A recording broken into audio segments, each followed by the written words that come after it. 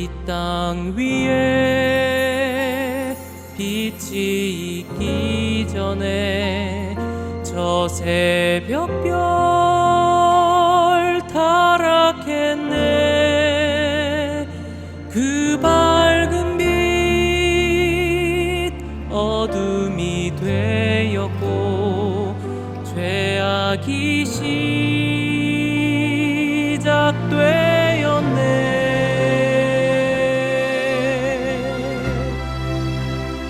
어느 곳으로 가야만 하는가? 나는 누구를 따라야 하는가? 하나님을 택하고 살아가네.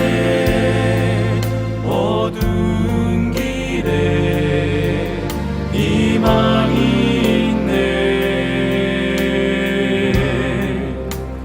그리스도 안에 내가 거하고 나의 안에 예수님 거하실 때 승리하게 되리라. 나 끝까지 주의 말씀 안에서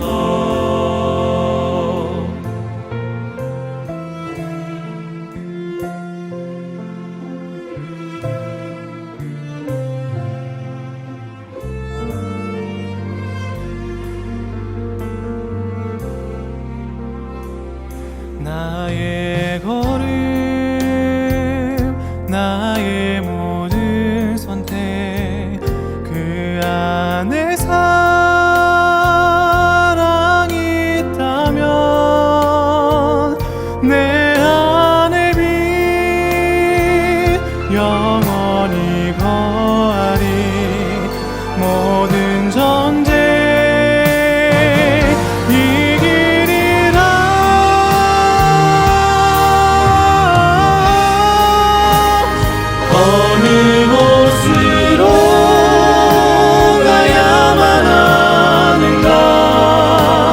나는 누구를 따라야 하는가? 하나님을 택하고 살아가네.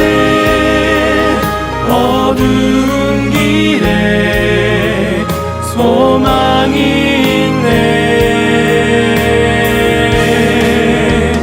그리스도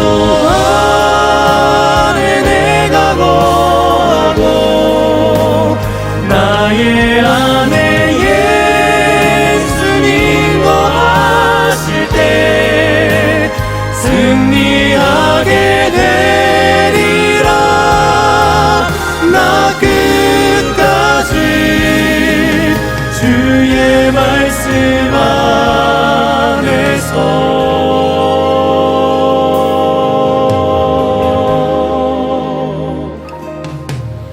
영원한 주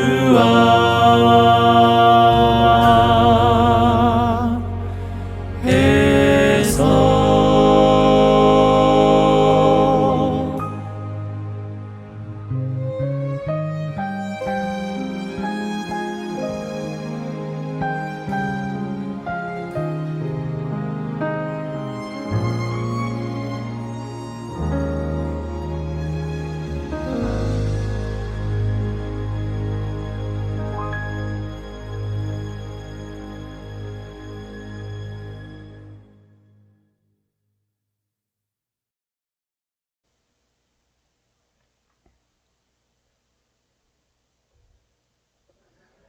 하나님의 말씀 계시록 14장 12절 말씀 읽겠습니다.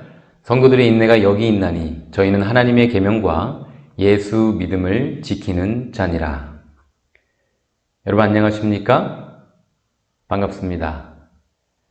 지난 안식일 설교를 녹화를 했는데 어떤 이유에서인지 그 자료가 사라져 버렸습니다. 그래서 오늘 이 말씀은 유튜브로 말씀을 듣는 모든 분들을 위하여 다시 설교하는 것입니다. 그때 현장에서 참 성령의 큰 은혜가 있었는데요.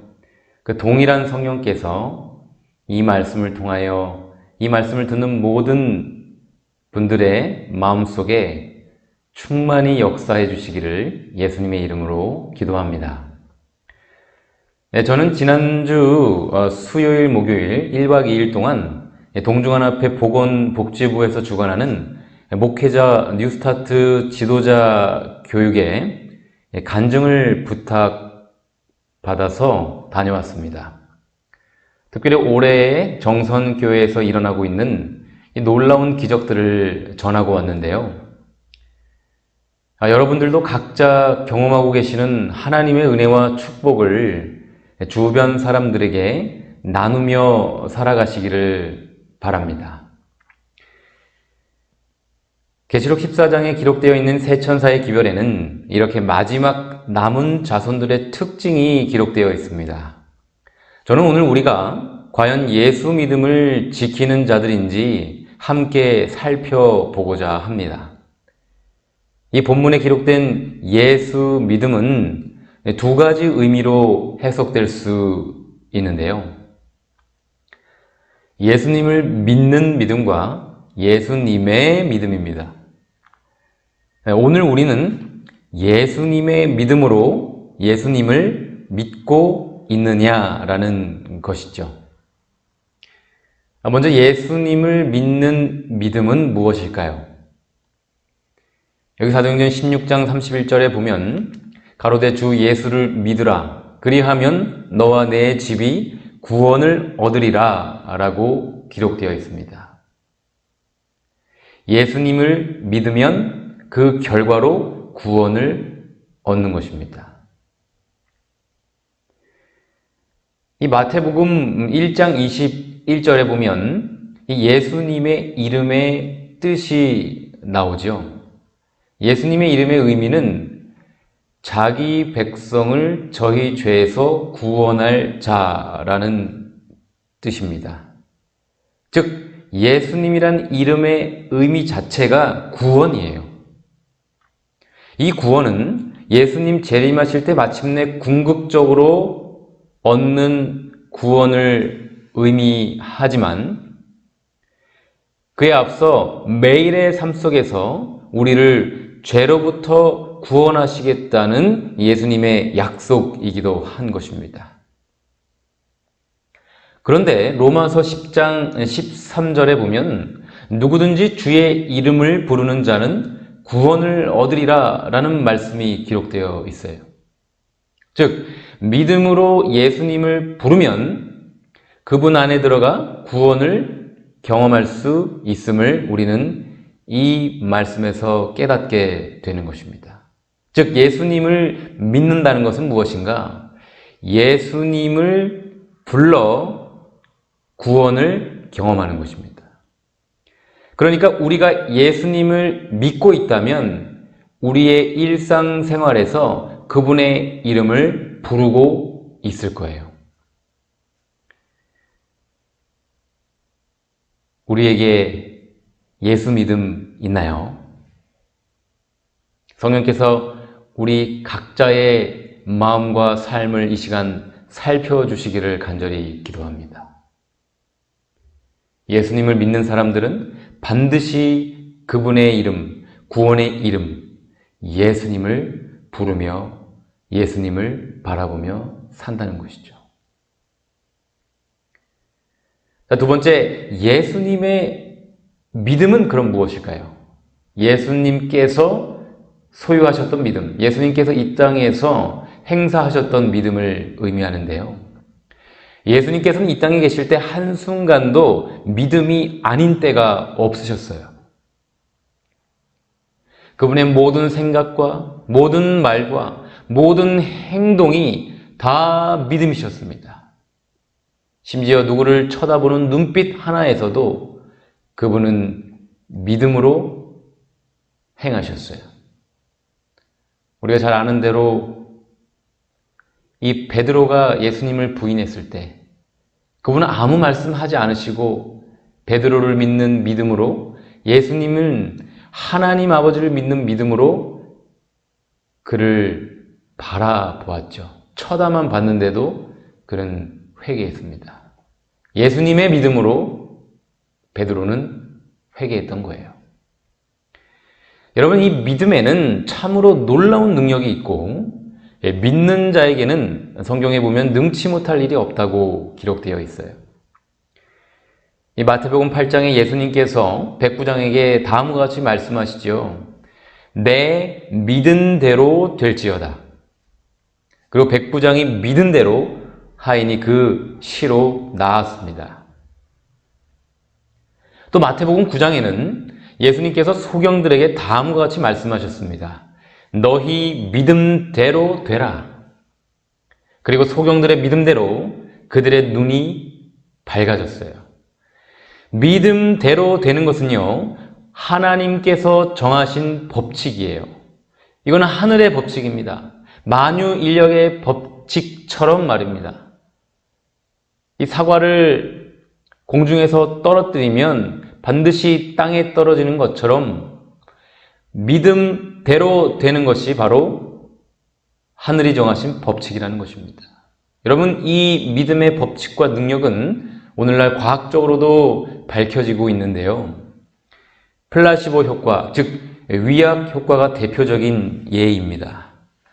이 의학적 효과가 없는 가짜 약을 복용시켰을 때 환자의 병세가 호전되는 현상을 말하는데, 이것은 환자가 의사가 주는 약을 믿는 그 믿음이 병을 낫게 할 수 있다는 진리가 과학적으로 그리고 의학적으로 증명된 것입니다.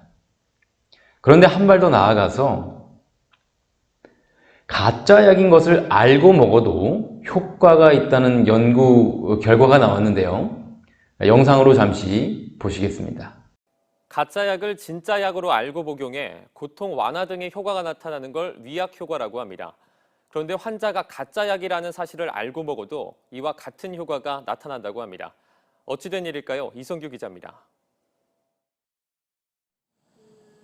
아무런 약효가 없는 가짜 약인 위약. 위약 효과는 위약을 진짜 약으로 속여 환자에게 처방했을 때 병세가 나아지는 현상을 말합니다. 환자가 진짜 약이라고 믿고 몸이 나아질 것이라는 기대감이 병세 호전에 도움을 주는 겁니다. 그런데 환자가 가짜 약이라는 점을 명확히 알고 복용해도 위약 효과가 있다는 연구 결과가 나왔습니다. 미 하버드 의대 연구팀은 평소 진통제를 복용해오던 만성 요통 환자 83명을 대상으로 절반은 기존 진통제만을, 나머지 절반은 기존 진통제와 위약이라고 명시한 가짜 약을 함께 처방했습니다. 3주가 지난 뒤 통증 수치를 측정했더니 위약을 함께 복용한 그룹은 통증 수치가 최대 30% 줄었지만 진통제만 복용한 그룹은 17% 줄어든 것으로 나타났습니다. 가짜 약이라는 걸 알고 먹었지만 의료진이 병을 낫게 해줄 것이라는 신뢰가 통증을 조절하는 뇌의 특정 영역에 긍정적인 변화를 불러온 겁니다. It's about the therapeutic encounter. Do you feel supported by your healthcare provider? Do you feel understood? Do you trust your healthcare provider? Do you feel that he or she is on your side and they got your back? 연구진은 이 같은 연구 결과가 일상생활에서도 통증을 줄이는 방법을 찾을 수 있다는 점을 시사한다고 말했습니다. 여러분, 이 역시 환자가 의사를 신뢰하는 믿음대로, 그 믿음대로 병이 호전되는 결과가 나온 거예요. 그러니까 예수님의 말씀은 과학적으로도 의학적으로도 진리인 것입니다. 믿음대로 되는 거예요. 저는 수개월 전에 이 바보 빅터라는 책을 읽고 매우 신선한 충격을 받게 되었는데요. 그 내용을 간단히 정리하면 다음과 같습니다. 전 세계 상위 2%의 IQ를 가진 사람들의 모임을 멘사라고 합니다. 근데 1982년 멘사의 명예회장으로 취임한 이 빅터라는 사람이 경험한 실화입니다. 빅터인데요. 그는 17년 세월 동안 바보라고 놀림을 받던 사람이었어요. 그런데 어떻게 바보라고 놀림을 받던 사람이 IQ 150 이상만 들어갈 수 있는 전 세계 맨사의 명예회장이 될 수 있었을까요? 이 빅터는 1912년 영국 런던의 한 빈민가에서 태어났습니다. 그는 어릴 때 학교 수업에 집중하지 않고 딴짓을 하거나 수업 내용과 상관없는 엉뚱한 질문을 해서 선생님과 또 학생들에게 손가락질을 당하기 일쑤였어요. 그리고 어느 날 지능 검사를 했는데 IQ가 73으로 나온 것입니다.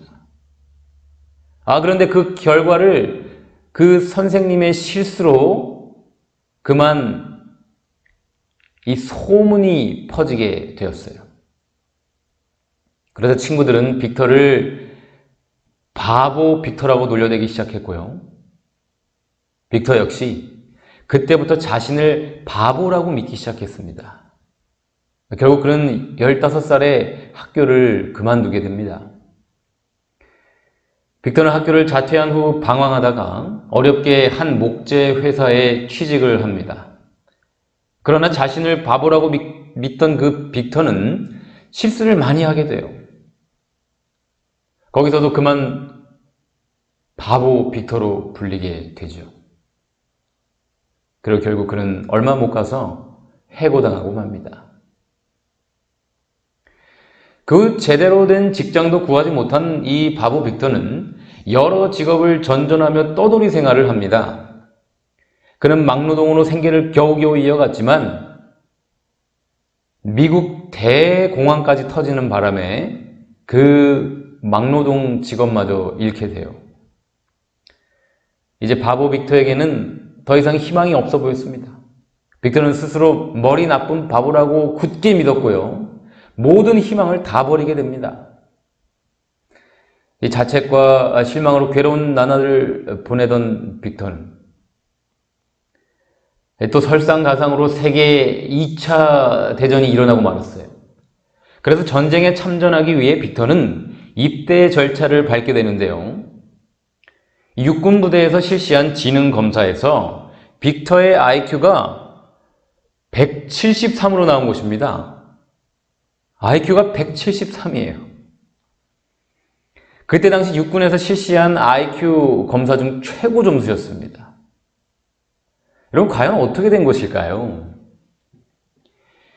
사실 학창 시절에 173이 나온 IQ 결과를 담임 선생님이 73으로 잘못 보고 동료 선생님에게 얘기를 한 거예요. 늘 엉뚱한 질문만 하고 수업에 집중도 하지 않는 빅터가 설마 173이 나올 거라고는 꿈에도 생각을 하지 못했던 것이죠. 이건 역시 여러분 믿은 대로 보여지는 것입니다. 그 선생님이 빅터를 바보로 봤기 때문에 173이라는 점수도 그냥 73으로 보인 거예요. 믿은 대로 보인다니까요.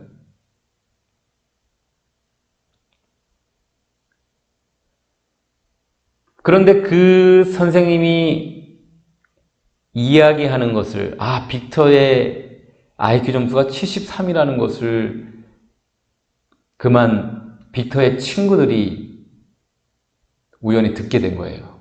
그리고 그 소문이 온 학교에 퍼졌던 것입니다. 그런데 빅터가 본인의 IQ가 173이라는 것을 알게 되자 놀라운 일이 일어나요. 그 전까지 주변 사람들에게 바보 취급을 받으며 스스로도 자신을 바보로 여겼던 빅터에게는 정말 전환점이 됩니다. 인생의 터닝 포인트가 돼요. 이제 더 이상 빅터는 자신을 바라보는 시각이 완전히 달라졌어요. 자신을 바보라고 믿지 않고 이제 천재라고 믿기 시작한 거예요. 실제로 천재이기도 했죠. 빅터는 신병으로 입대했는데도 이 높은 IQ 때문에 이례적으로 신병 교육을 담당하는 중책을 맡게 됩니다. 그런데 놀랍게도 빅터는 과거와는 전혀 다르게 자신의 임무를 훌륭하게 수행해냅니다. 여러분, 무엇이 그를 이렇게 180도로 변화시켰을까요? 그것은 바로 믿음이었습니다. 믿음. 나는 바보가 아니다라는 믿음. 자신이 바보라고 믿었을 때는 진짜 바보 같았지만 자신을 천재라고 믿었을 때 그는 진짜 천재가 될 수 있었던 것입니다. 2차 세계대전이 끝난 후 빅터의 능력을 높이 산 육군 부대는 그에게 장교 자리를 제안하는데요. 그러나 그는 이제 과거의 빅터가 아니었어요. 그 좋은 조건을 당당하게 거절합니다. 그리고 어디로 간 줄 아십니까? 새로운 목재 회사에 취직을 했어요. 다시 그 자리에서 도전하는 것입니다. 이제 빅터는 더 이상 바보가 아니었습니다. 자신이 천재라고 믿는 빅터는 목재 회사에서도 매우 뛰어난 성과를 보이게 됩니다. 목재 등급을 측정하는 기계까지 발명하면서 말이죠. 빅터의 발명품은 전 세계적으로 팔리게 되었고요. 영국 목재 표준위원회 회장까지 돼요. 목재 관련 기술책을 쓰는 등 훌륭한 업적을 남기게 됩니다. 그리고 아내의 권유로 빅터는 드디어 상위 2% IQ를 가진 사람들의 모임인 멘사의 회원이 됩니다. 나아가서 그는요, 위기의 멘사에서도 뛰어난 리더십을 발휘하여 최고 경영자로 선출이 돼요. 그리고 멘사를 전 세계에 적극적으로 홍보하며 멘사는 점점 커지고 발전하게 됩니다. 빅터 때문에 말이죠. 마침내 멘사는 전 세계 100여국에 약 11만 명의 회원을 보유하게 된 것입니다. 그리고 결국 1982년 빅터는 국제 멘사협회 명예회장으로 선출하게 되는 것입니다. 여러분, 믿음대로 된다는 예수님의 말씀이 진리가 분명합니까? 분명하죠. 믿음대로 되는 거예요. 빅터는 자신이 천재였는데도 바보라고 믿으니까 그의 믿음대로 바보처럼 살았던 것입니다. 그러나 자신이 천재라고 믿기 시작한 후로 그는 천재처럼 살았어요. 결국 예수님의 말씀과 같이 믿음대로 되는 것입니다. 여기 교육책에 보면 제가 참 좋아하는 말씀이 있어요.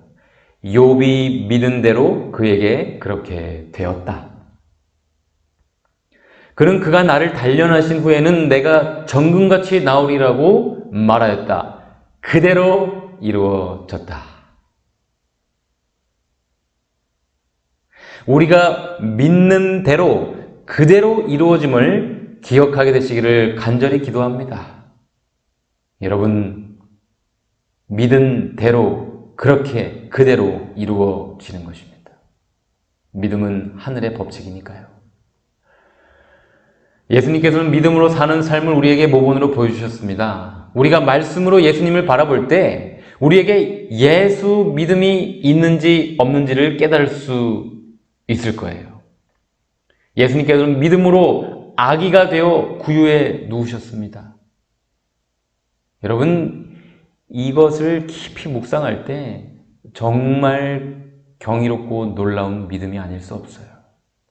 창조주 하나님께서 인간으로 이 땅에 오신 것은 아버지 하나님을 믿는 믿음으로 저 높은 하늘에서 이 지구로 뛰어내리신 것 같은 그러한 어마어마한 믿음의 선택이셨던 거죠.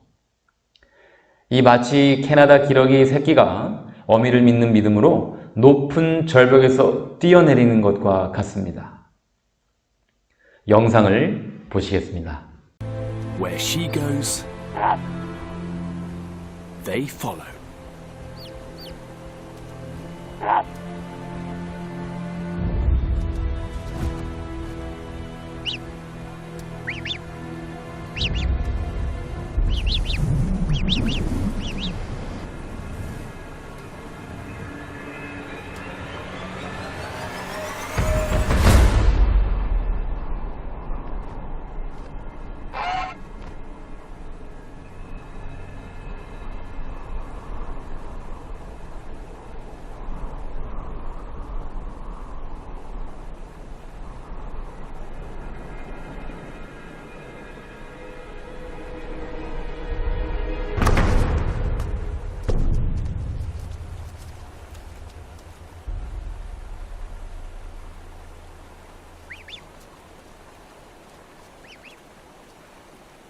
Incredibly, it survived.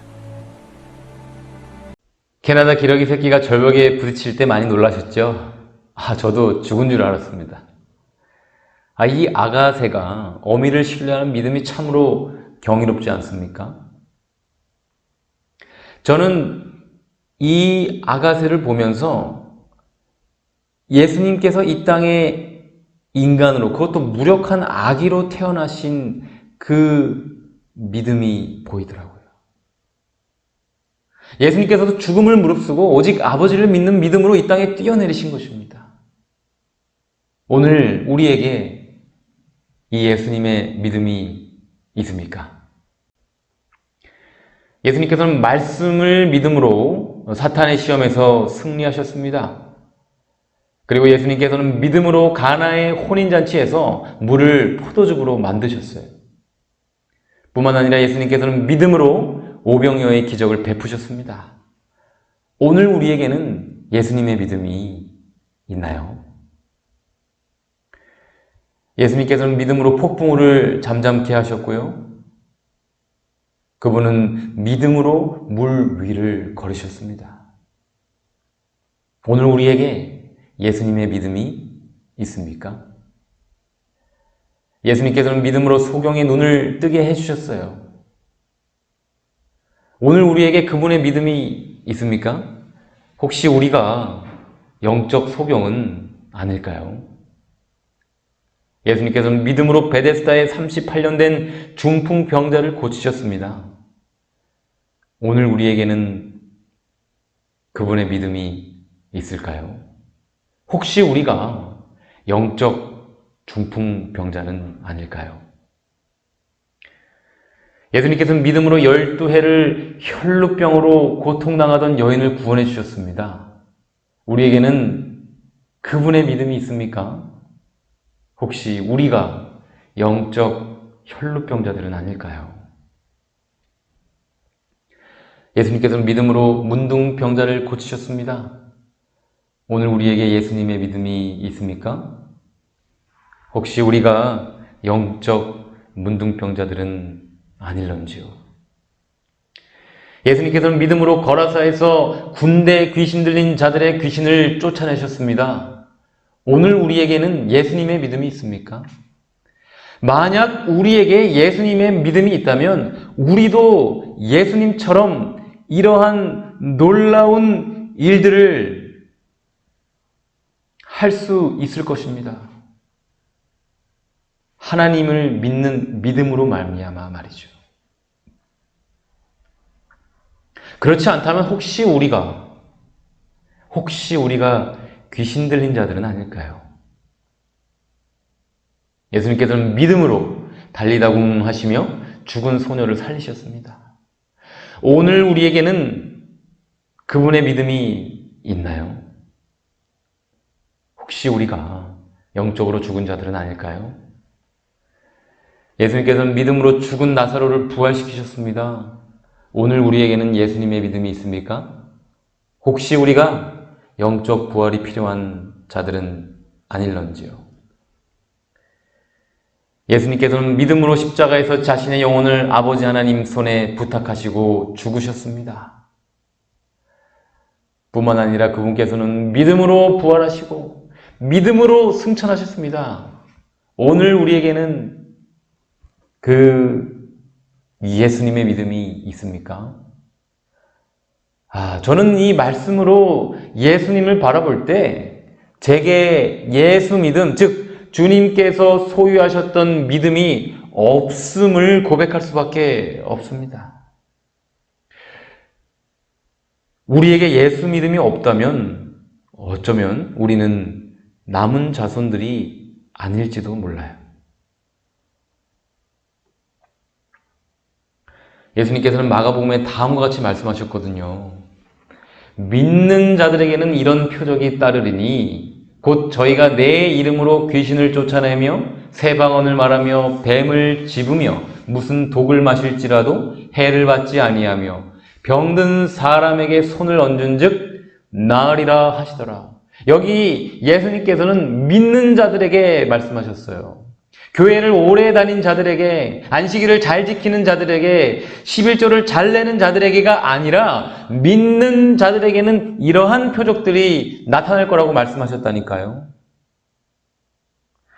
오늘 우리가 믿는 자들이라면 우리의 믿음대로 이러한 성령의 표적들이 우리의 삶에서 따르게 될 것입니다. 나타나게 될 거예요. 그것은 예수님께서 약속하신 말씀이기 때문이에요. 예언하신 말씀이기 때문이에요. 예수님의 말씀대로 이루어지기 때문입니다. 오늘 우리는 믿는 자들입니까? 이 말씀을 믿은 사도들의 삶을 보면 이 말씀들이 글자 그대로 이루어졌음을 우리는 발견하게 돼요.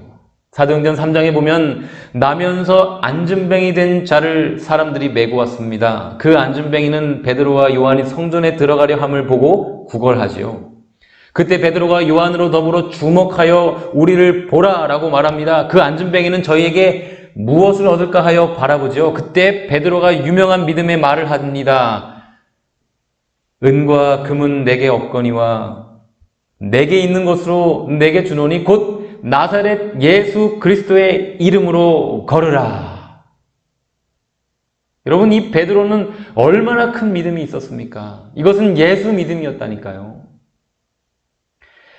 이 예수 믿음으로 그 안진뱅이는 곧 힘을 얻고 걷기도 하고 뛰기도 하면서 하나님을 찬송했어요. 오늘 우리에게 예수 믿음이 있다면 우리도 베드로처럼 성령의 도구로 사용될 수 있을 것입니다.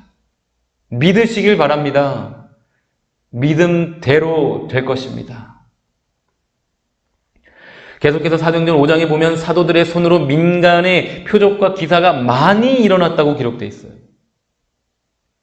또한 사도행전 5장 16절 말씀 보면 예루살렘 근읍 허다한 사람들도 모여 병든 사람과 더러운 귀신에게 괴로움 받는 사람을 데리고 와서 다 나음을 얻으니라. 이렇게 기록되어 있어요.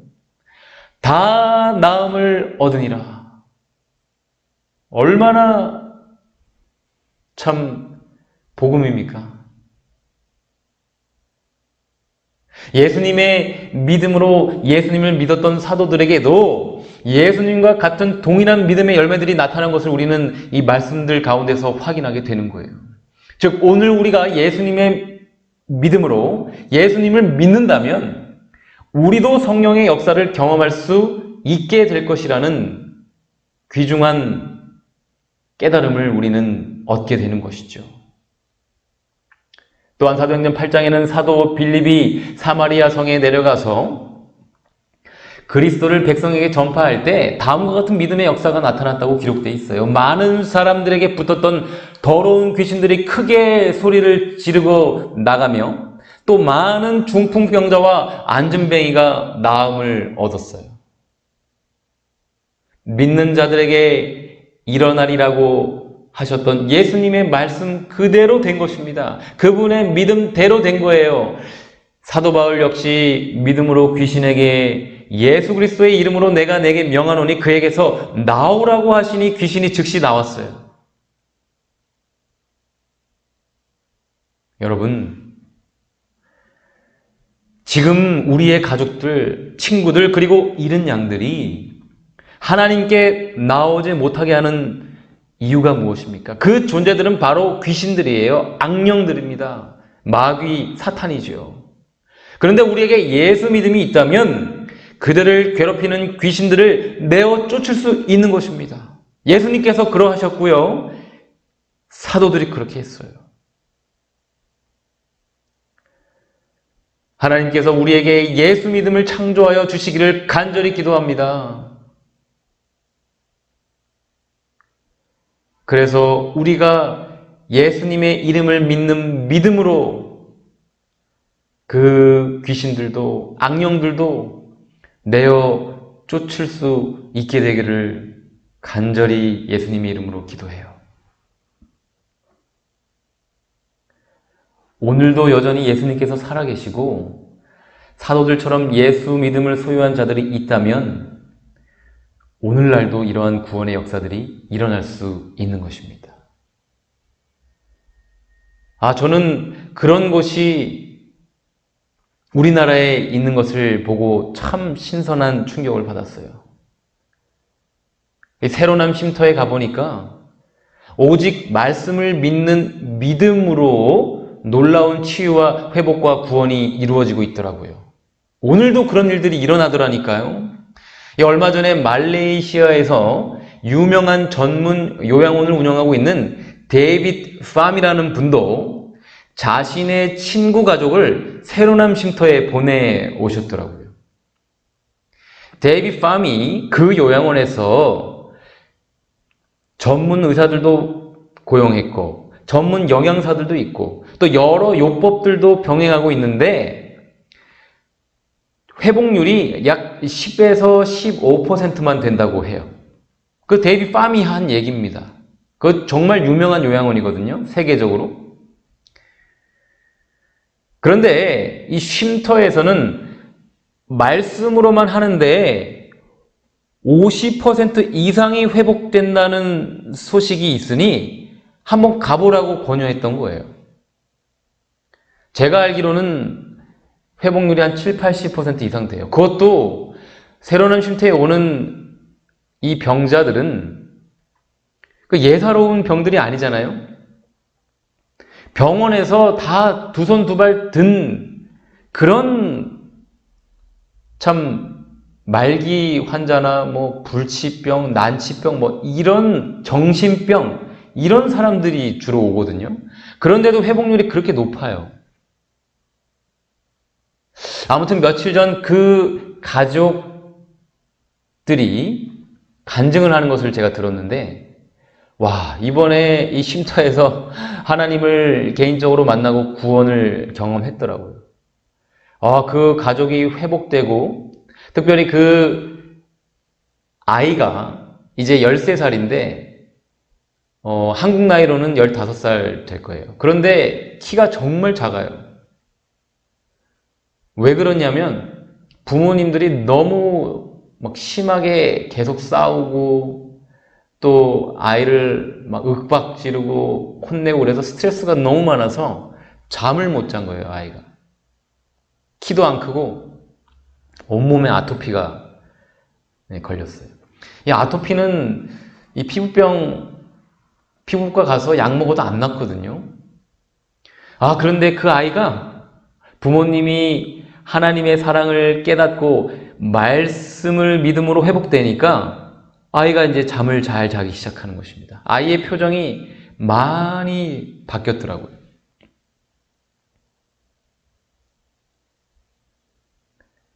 여러분, 오늘날도 예수님을 믿으면 이러한 일들이 일어날 수 있더라고요.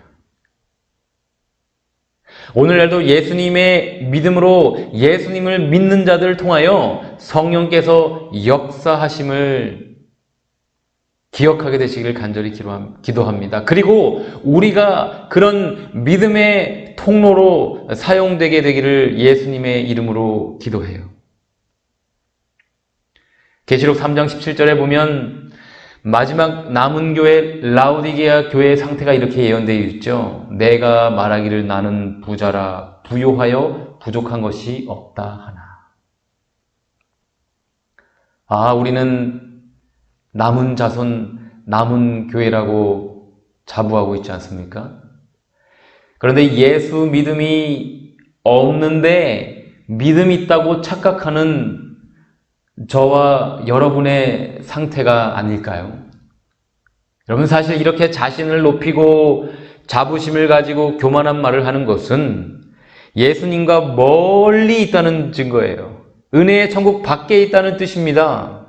예수님과 점점 가까워지던 사도 바울은 AD 57년 고린도전서에 자신을 사도 중에 지극히 작은 자라고 겸손히 표현합니다. 그런데 날마다 은혜의 천국 안에 예수님께 점점 더 가까이 나아갈수록 사도 바울은 더욱 더 겸손해지죠. 그로부터 5년 후인 AD 62년 에베소에 바울은 모든 성도 중에 지극히 작은 자보다 더 작은 나라고 자신을 더욱더 낮춥니다. 자신을 특별한 사도에서 이제 평신도로 겸손히 낮추는 표현인 것이죠. 날마다 예수님을 바라보며 예수 믿음을 배웠던 바울은 이제 몇 년 후 AD 63년에서 65년경 디모데전서 1장 15절에 다음과 같이 기록하고 있어요. 밑보다 모든 사람이 받을 만한 이 말이요 그리스도 예수께서 죄인을 구원하시려고 세상에 임하셨도다. 죄인 중에 내가 괴순이라. 죄인 중에 내가 괴수다. 이제는 자신을 사도나 성도로도 내세우지 않고요. 그저 죄인, 그것도 죄인들 중에 괴수, 이 프로토스, 곧 첫째라고 겸손히 고백하는 거예요. 죄인들 중에 첫째라는 것입니다. 여러분, 이 죄인들에는 오늘날 누가 포함되어 있을까요? 김정은도 될 수 있겠죠? 러시아 푸틴이 될 수도 있을 거예요. 어떤 잔인한 살인마가 될 수도 있을 거예요. 그런데 그런 모든 죄인들 중에 자기 자신이 첫째다, 괴수다 이렇게 표현하고 있는 거예요. 믿음으로 은혜의 천국 안에 믿음으로 예수님께 가까이 나아갈수록 자신이 죄인임을 더 크게 자각하는 것입니다. 나는 부자라 부요하여 부족한 것이 없다 하는 우리 라오디게아 교회와 얼마나 대조가 됩니까? 우리는 오늘 어디에 있습니까? 예수님과 가까이 있나요? 아니면 예수님과 멀리 떨어져 있나요?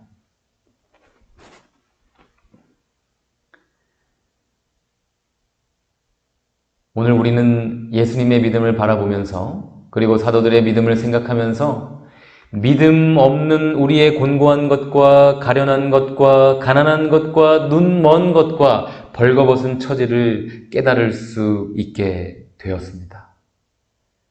우리의 이런 예수 믿음 없는 비참한 처지를 알게 해주시는 것은 성령 하나님의 은혜예요. 계시록 3장 18절 말씀입니다. 그런 우리에게 하나님께서는 이와 같은 처방전을 내려주시죠. 내가 너를 권하노니 내게서 불로 연단한 금을 사서, 이 금은 믿음입니다. 부요하게 하고 흰옷을 사서, 이 흰옷은 예수 그리스도의 의죠. 벌거벗은 수치를 보이지 않게 하고 안약을 사서, 이 안약은 영적 식별력을 의미합니다. 눈에 발라 보게 하라. 불신의 죄를 지불하여 금과 같은 믿음을 사서 부요하게 되시기를 간절히 바랍니다. 누더기 같은 나의 행함을 이제는 버리고 예수님의 의의 흰옷을 사서 벌거벗은 수치를 보이지 않게 되시기를 간절히 기도합니다. 선과 악을 분별하는 지혜와 은혜의 안약을 사서 영적 식별력을 갖게 되시는 저와 여러분 되시기를 예수님의 이름으로 기도합니다. 여러분, 그러면 우리가 이 믿음 없는 것을 어떻게 해야 될까요? 이 믿음 없는 우리에게 마가복음 9장의 한 사건은 큰 희망이 되지요.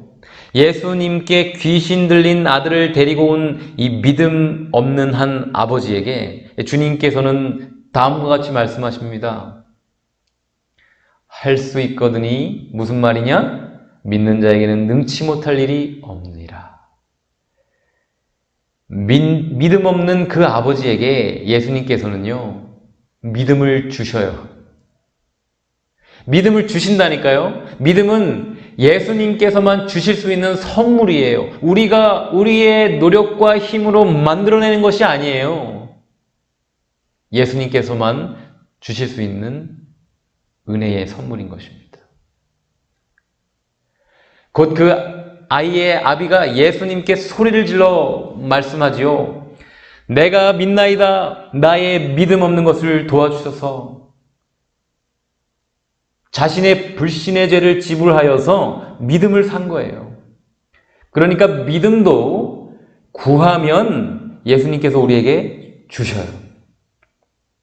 믿음을 구하면 주신다니까요. 그리고 그 아비의 믿음대로 예수님께서 주신 그 믿음으로 아들은 건강하게 회복될 수 있었습니다. 우리가 이렇게 기도할 수 있겠죠? 예수님, 제가 가진 이 질병이 나을 수 있을 것을 제가 믿나이다. 저의 믿음 없는 것을 도와주소서. 예수님, 제 남편이, 제 아내가 하나님께 돌아올 수 있을 것을 제가 믿나이다. 저의 믿음 없는 것을 도와주소서. 예수님, 제 자녀들과 손주들이 하나님을 믿고 구원을 얻을 수 있을 것을 제가 믿나이다. 저의 믿음 없는 것을 도와주소서. 예수님, 우리 교회의 잃은 양들이 다시 회복될 수 있음을 제가 믿나이다. 우리의 믿음 없는 것을 도와주소서. 여러분, 이 아이의 아버지의 부르짖음을 응답하신 예수님께서는 오늘도 살아계셔서 우리가 이렇게 기도할 때에, 이렇게 부르짖을 때에 분명히 그 믿음을 주셔서 응답하실 줄로 믿습니다. 믿으시길 바랍니다, 여러분. 믿음대로 될 것입니다. 예수님, 저의 믿음 없는 것을 도와주소서. 그리고 이 로마서 10장 17절에 보면 그러므로 믿음은 들음에서 나며 들음은 그리스도의 말씀으로 말미암았느니라 라고 기록되어 있어요. 그러니까 그리스도의 말씀을 들을 때 우리에게 새로운 믿음이 생겨나는 거예요. 오늘 저를 통하여 전해지는 제가 대언하는 이 하나님의 말씀을 들음으로 여러분 각자에게 새로운 믿음이 생겨나게 되기를 주님의 이름으로 기도합니다. 그리고 하나님의 말씀을 정직하고 신실하게 듣고 또 읽고 또 묵상하고 암송함으로 우리에게 날마다 새로운 믿음이 생겨나게 되기를 다시 한번 예수님의 이름으로 기도합니다. 기억하시길 바랍니다. 믿음은 그리스도의 말씀으로만 말미암아요. 아무쪼록 예수님께서 여호수아와 같은 믿음을 우리에게 주셔서 여리고 성과 같은 우리의 여러 문제들을 무너뜨려 주시기를 바랍니다. 예수님께서 우리에게 요셉과 같은 믿음을 주셔서 우리를 통해 우리의 가족들이 구원을 얻게 되기를 간절히 원합니다. 예수님께서 모세와 같은 믿음을 우리에게 주셔서 우리에게 맡겨주신 영혼들과 마침내 저 영원한 하늘 가나안에 들어가게 하시기를 간절히 소망합니다. 예수님께서 우리에게 노아와 같은 믿음을 주셔서 순종함으로 재림을 준비하고 마침내 그리스도 안에 구원을 얻을 수 있게 해 주시기를 간절히 바랍니다. 예수님께서 우리에게 아벨과 같은 믿음을 주셔서 마지막 대쟁투에서도 목숨 걸고 승리하게 해 주시기를 간절히 원합니다. 예수님께서 복음을 위해 어떤 핍박도 견뎌낸 이 성도들의 믿음을 주셔서 우리도 마침내 승리하게 해주시기를 간절히 소망합니다. 마지막으로 예수님께서 우리에게 에녹과 같은 믿음을 주셔서 주님께서 재림하실 때 우리도 그분과 함께 승천하게 해주시기를 예수님의 이름으로 기도하며 말씀을 마치겠습니다. 아멘.